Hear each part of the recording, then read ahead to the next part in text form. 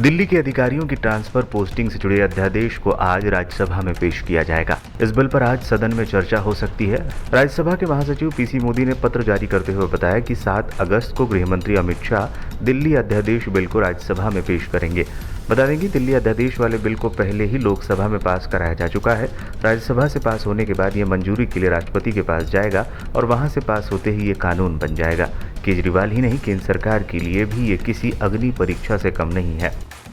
सबसे पहले दिल्ली अध्यादेश बिल को लोकसभा से आसानी से पास करा लिया गया।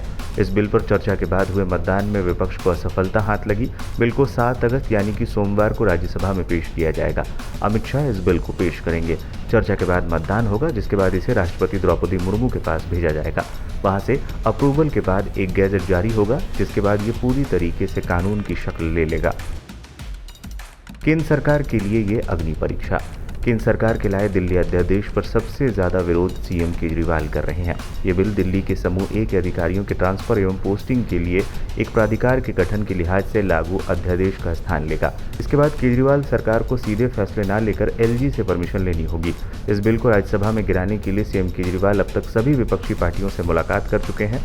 आज का दिन उनके लिए किसी अग्नि परीक्षा से कम नहीं होगी। सत्ता पक्ष के लिए भी ये किसी अग्नि परीक्षा से कम नहीं है।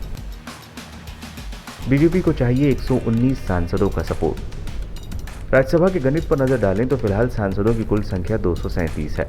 अगर सभी सांसद वोटिंग में हिस्सा लेते हैं तो सरकार को बिल पास कराने के लिए 119 सांसदों के समर्थन की जरूरत होगी। राज्यसभा में बीजेपी के 92 सांसद हैं। एनडीए में शामिल एआईडीएमके के 4 और Asom Gana Parishad, Mizo National Front, NPP, PMK, RPI, TMCM और यूपीपीएल के एक सांसद हैं। इन्हें मिलाकर ये आंकड़ा 103 तक पहुंच जाता है। बीजेपी को एक निर्दलीय और 5 मनोनीत सांसदों का भी समर्थन मिलने की उम्मीद है।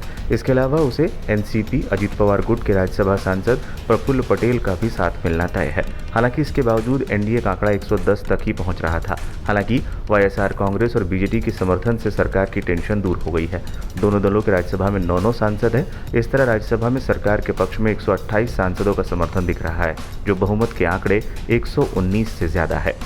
नंबर गेम में पिछड़ रहा है विपक्ष में कांग्रेस के 31 सांसद हैं। विपक्षी पार्टियों की बात करें तो कांग्रेस के अलावा टीएमसी के 1, आम आदमी पार्टी के 10, डीएमके के 10, सीपीआईएम के 5, जेडीयू के 5, शिवसेना यूबीटी के 4, एनसीपी शरद पवार गुट के 3, जेएमएम के 2, सीपीआई के 2, आईयूएमएल केरल कांग्रेस के 1, आरएलडी के 1 और एआईडीएमके के 1 सांसद हैं।